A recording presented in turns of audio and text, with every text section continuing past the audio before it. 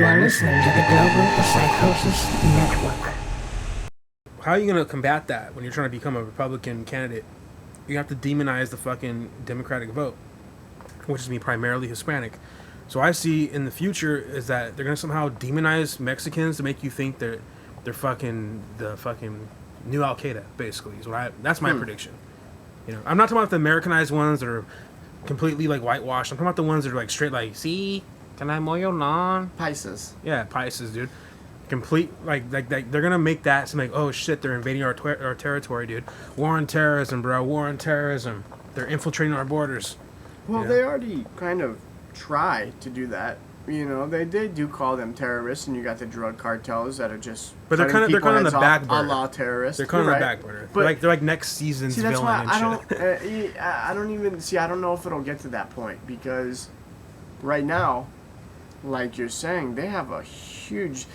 I mean, I don't know if I would call them a minority, but there's a lot of Hispanics in America now, in the West Coast, Southwest, that have migrated from Mexico, and then you got on the East Coast all the people that are coming over from Cuba and Puerto Rico and all that shit, whereas Indians and people, you know, that we call now, you know, not Native American Indians, but Native Americans, as far as I know, don't even exist anymore.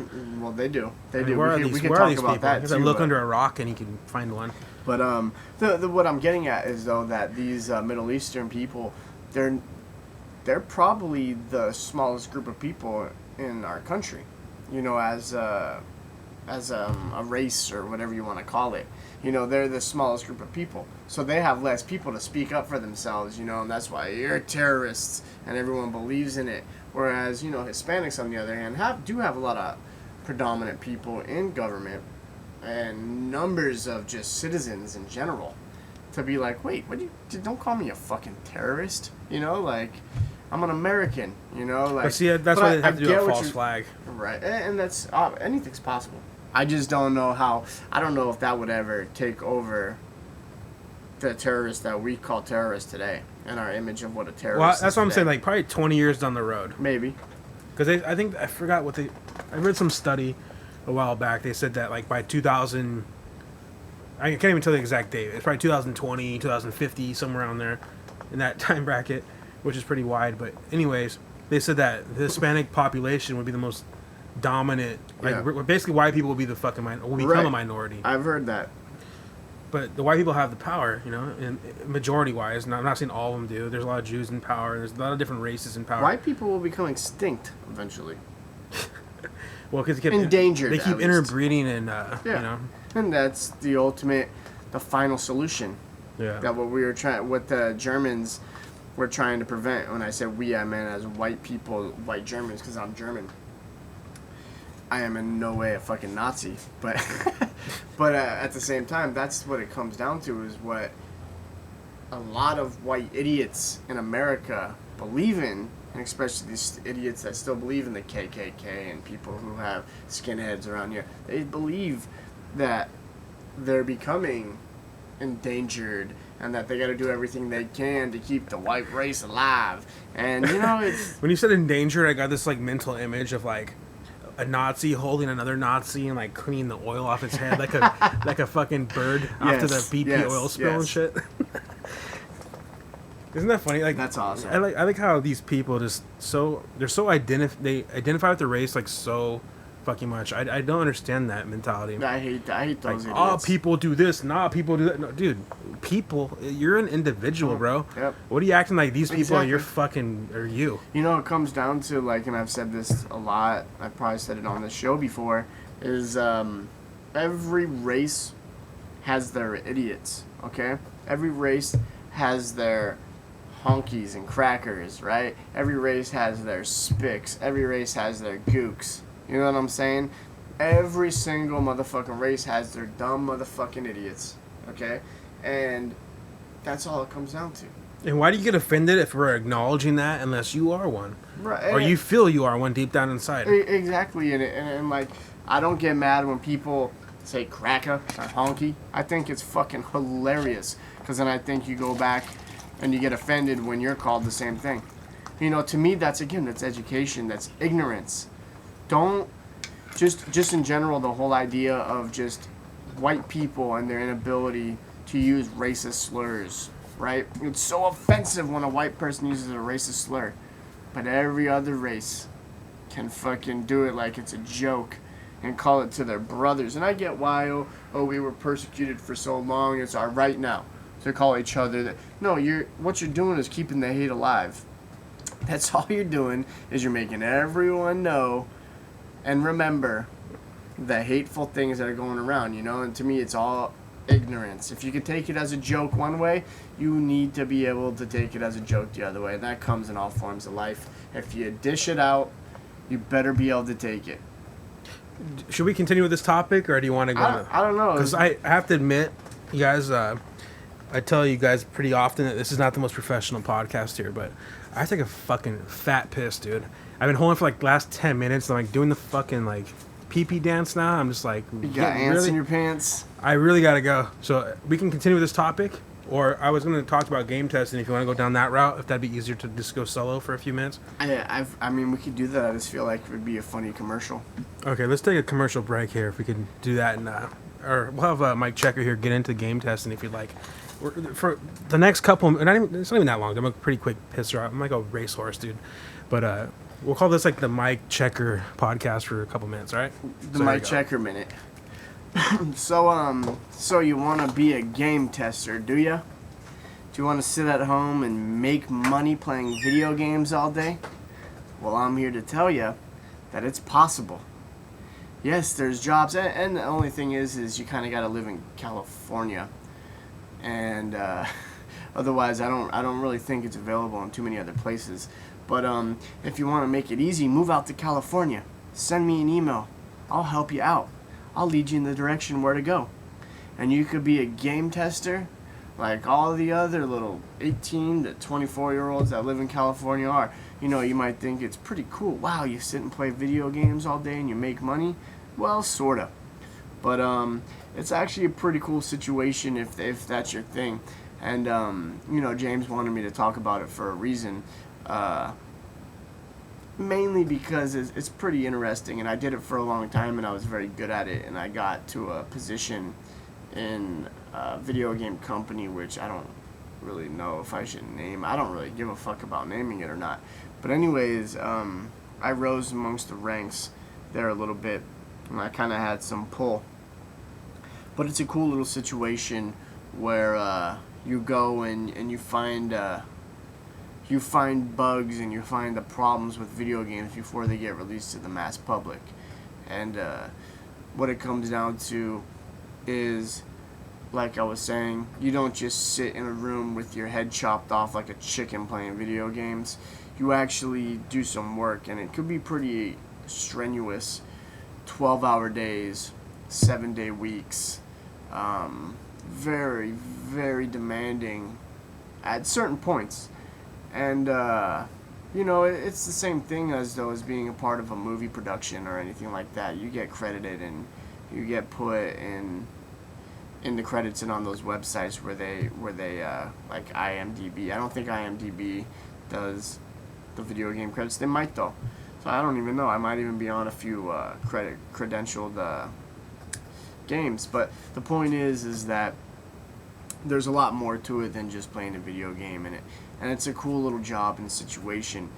And that's why I'm saying I feel like this was a commercial, because like I don't really know what else to explain without having someone here asking me questions about it and all. But you know, the cool thing about it is you learn a lot about the industry and how intense it is, and how very similar to like a movie it can be in Hollywood, and the production that goes into it, and the politics in a sense. It's the same type of politics.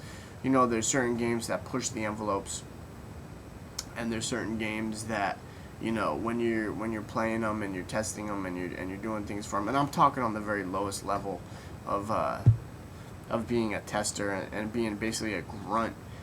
You know, where you're given these set of rules, and you must enforce these rules while doing this.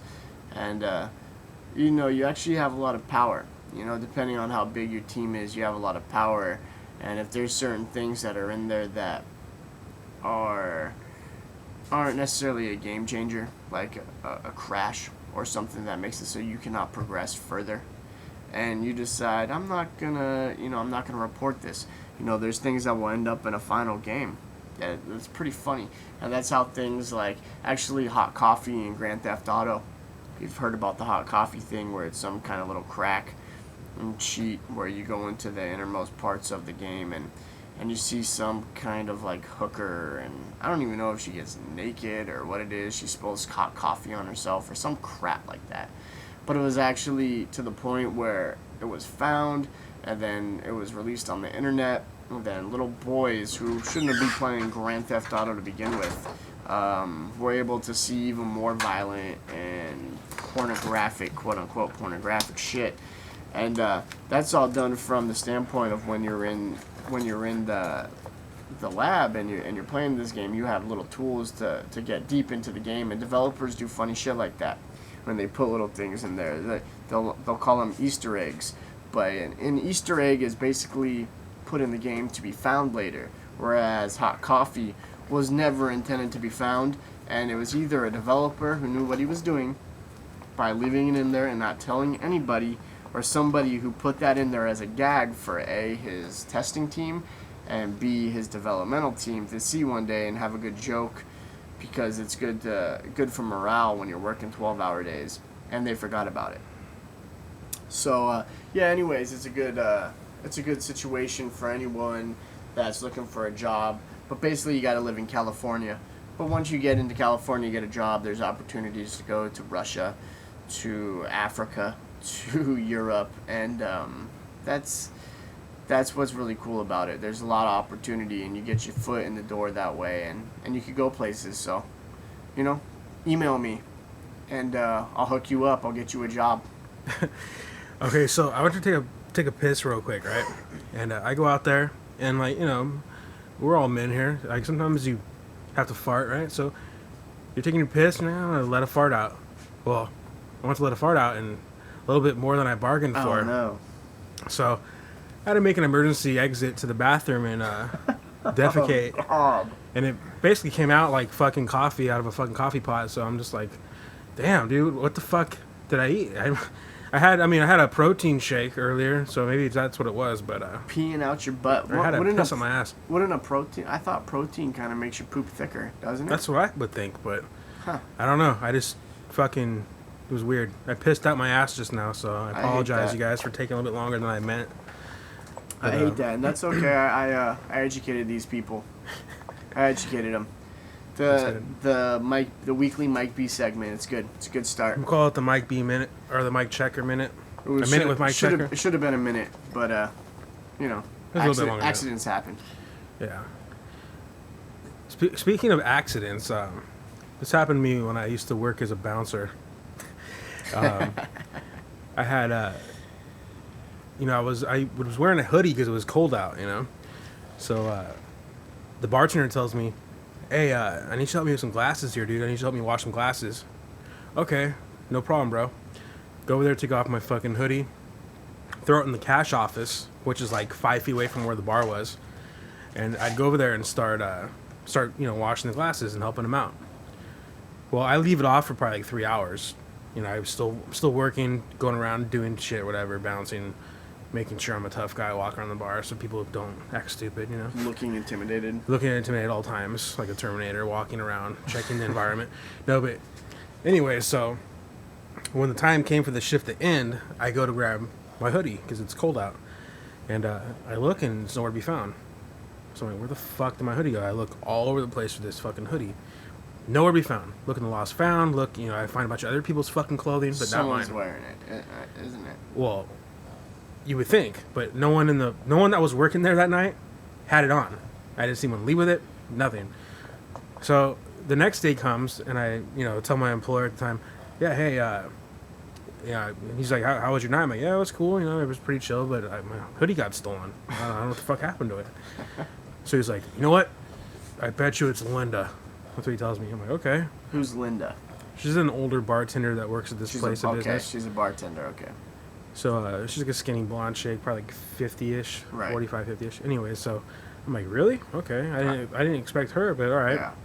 So I go up to her and I'm like, hey, Linda, did you happen to see a black hoodie in the cash office?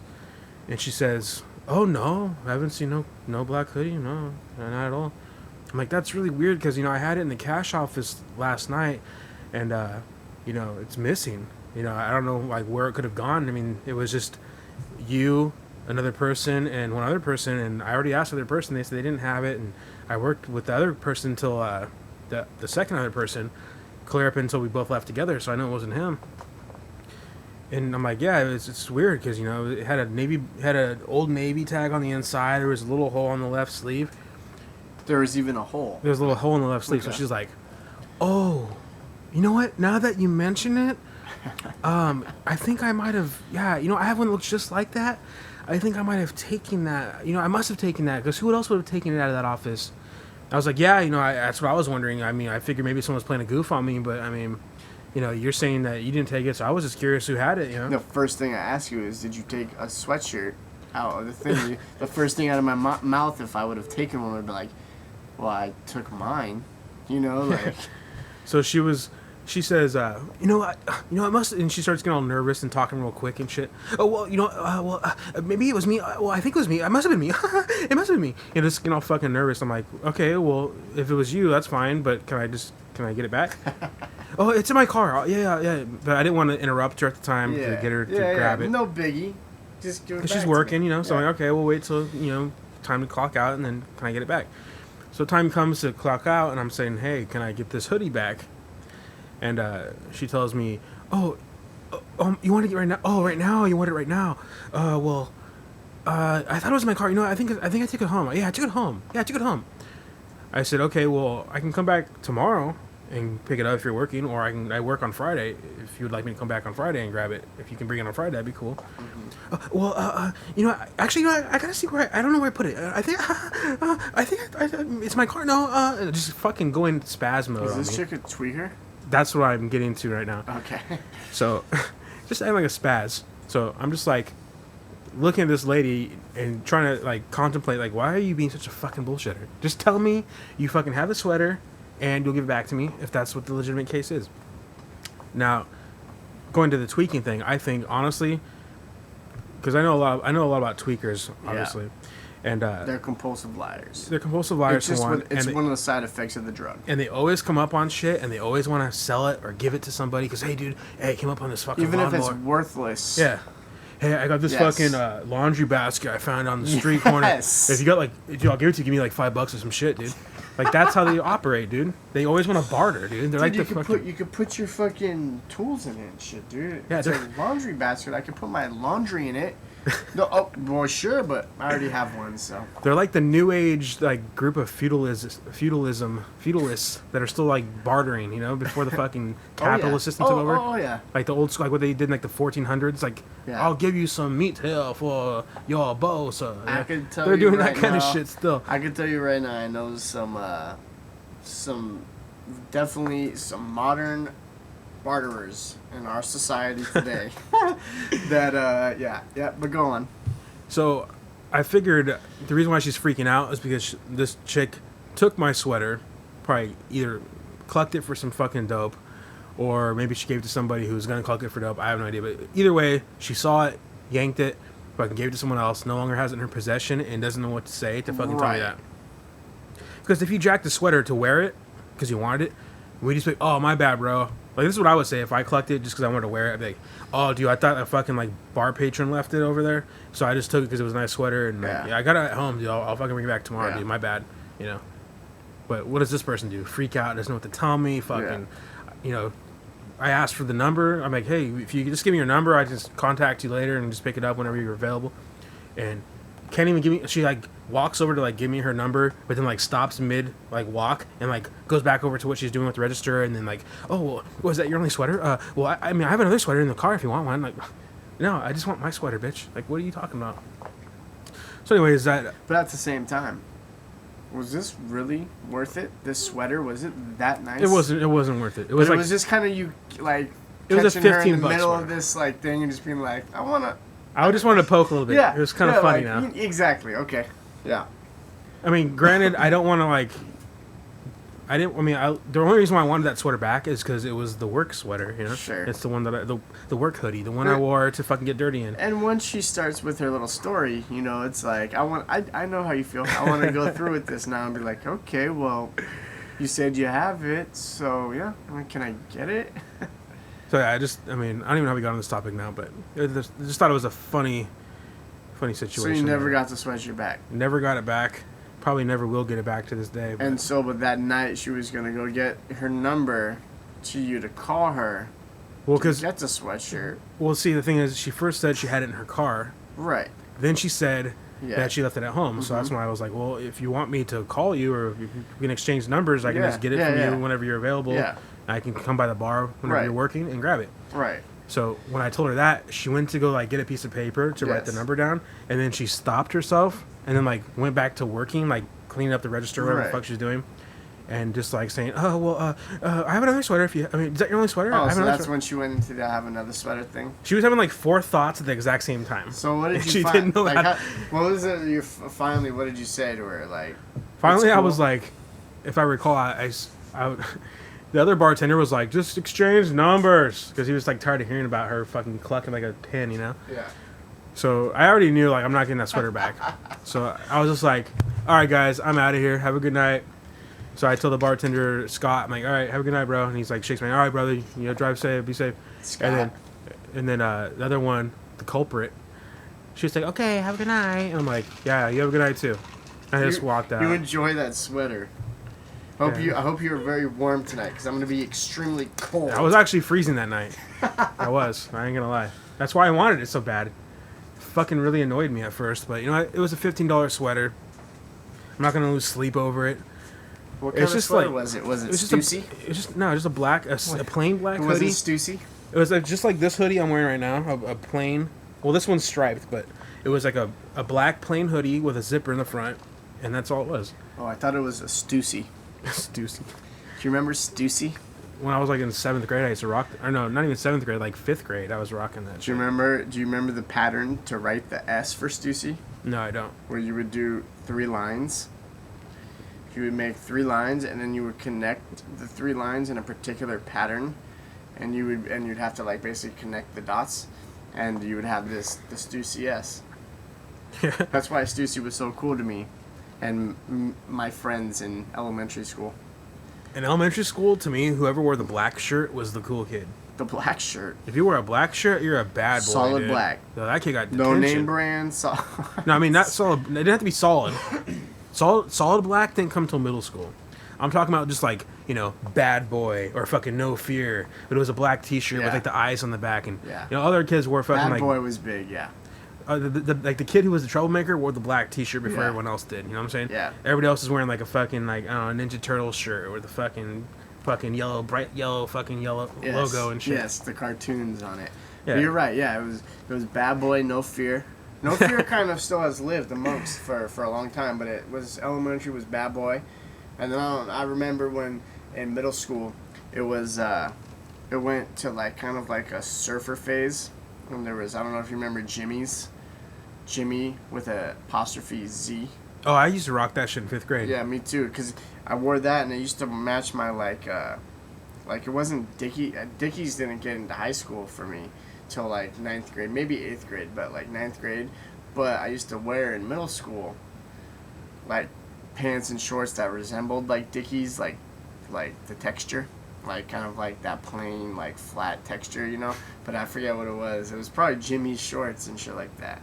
But I remember the Jimmy's shirt that like when I switched to that was badass, and they had pictures of like Volkswagens on them and surfboards, and I didn't even surf. I bodyboarded, but fucking even then too, I just bodyboarded because my friends did. I fucking never was really big on that. For me, like once I got into middle school, like and like I said, elementary school is about the brand names and shit. Like I said, bad boy, whatever the fuck, Stussy, whatever the fuck you wore. But as long as it's a black T-shirt.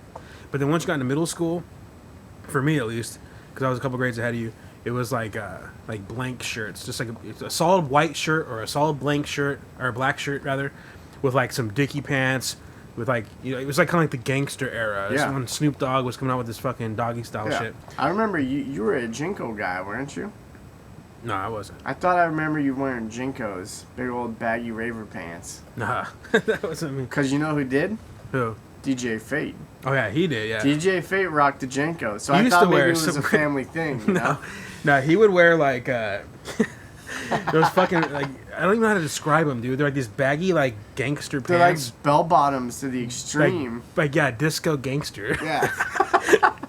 But like on the sides of them, they had like it had like a fucking I don't know how do you explain this shit? It was like it was split. Like imagine like cutting like some scissors, getting some scissors, cutting some like baggy jeans on the side of the leg so it splits open. Yeah. But instead of it splitting open, there was like a different material like where it split. So it was like black, like a black triangle on the side of his like pants, you know? Yeah. But they would always be like fucking 4 inches too long, so he'd fucking be all stepped on and shit. Yeah, and, like, and all fucking ragged on the bottom. Yeah. Yeah. No, yeah, I remember. I never ever. I thought they were the dumbest things ever. Jinko. yeah, I used to But wear. I had some friends who rocked the Jinx. 6th grade, I would wear. This is how my fashion sense went. Middle school, I was elementary school, up until like 4th grade, it was just like whatever mommy bought me, you know. Yeah. And then in 5th grade, it was like, oh, I want a black T-shirt. I want a black T-shirt. So I'd be wearing like No Fear, Bad Boy, all black T-shirts. Then in middle school, I got all inspired by like Snoop Dogg and shit. Thought that was like the cool thing. So then I started wearing like jorts, you know, like jean shorts that are like really long and shit. Yeah. And like a fucking double XL white T-shirt. Yeah. So kind of like Luke when he was like a freshman, probably. Sure. Kind of like the little I'm Mexican, you know. Because I fucking lived in Gardena at the time, so I was trying to rep that shit. Gardiner Homes. So I would like slick my hair back and just track like a little, and pull my socks up and just act like a little gangster. Then in 7th grade, I got all into fucking like grunge music, like because that's around the time Kurt Cobain committed suicide. Yeah. And then Joey Lawrence from that show Blossom was like really popular. So I started wearing. I would start wearing like. I would wear like blue jeans with like the holes. Whoa. With like the holes cut in the knees and shit. Yeah. And I'd wear like boots, and I'd wear like a white T-shirt and like a fucking open like a flannel, but like open.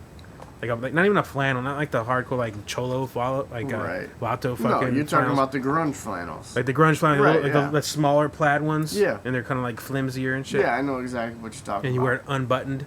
So I dressed like that for a little while. Then Everything's got to have holes in it. yeah, and then in 8th grade I went like completely goth. And then if you look at my 8th grade yearbook, it's all like, "Hey, devil worshipper, have a good summer" and shit, you know. Because I got really into fucking metal and Sure. because I'd wear all black and shit. And they just thought I was fucking that. And then around freshman year, I swear, like my style would just change without even like realizing it. Freshman year, I got kind of into like the rude boy scene. So I was wearing like I'd wear suspenders and like have like the flooded pants with like the docks and shit. Well, so you're like fucking Like, American History X status. Kind of. I mean, that's a funny thing. I had That's some. Rude Boy? That's what that is? It's called rude boy. Okay. It's kind of like it's like what you would imagine the stereotypical neo-Nazi would look like. Okay. But I didn't have a shaved head. I had blonde spiked hair. But nonetheless, because I was wearing red suspenders, because unbeknownst to me at the time, if you wear red suspenders, it means you're racist. No, that means you fucking have beat somebody up and fucking made them bleed. Okay, well, I know for a fact red suspenders and red shoelaces, okay, means that you've done dirt for your race. Okay. And you've stomped somebody out and made them bleed. So if you wore red shoelaces... I didn't wear red laces. I wore red suspenders, though. But, like, if a real fucking skinhead motherfucker saw you with that shit and you were, like, some little kid, or you weren't, or you weren't down for whatever you're just trying to pose, you would get punked out by some skinheads. Actually, here's the funny thing. By some I white boys. I went to the local mall in this area, and these big... This is like when I was in 8th grade. And these big fucking Samoan dudes are probably like 25 at the time, 20. Who knows what I mean, early 20s, but they're fucking huge men already. Bloods. You know? Samoans are bloods. Usually. Okay, well, I'm just saying they're like men. You know what I'm saying? I'm a little boy, fucking 12-year-old kid. But I thought we were going in the red scheme here. Are we talking about red still? No, I was just saying that I was wearing the red suspenders back then. I ended up switching to black because I was like, okay. After this? Well, not because of that situation, but I was just like, you know what, dude? Like, everyone thinks I'm fucking a racist because I'm wearing red suspenders. Yeah. I was just into punk and metal music, so I'm like, you know what, dude? I'm gonna fucking go to black because black's neutral. But even black. Well, once I wear black, no one fucked with you. That's because I'm telling you right now, when you wear the red fucking shit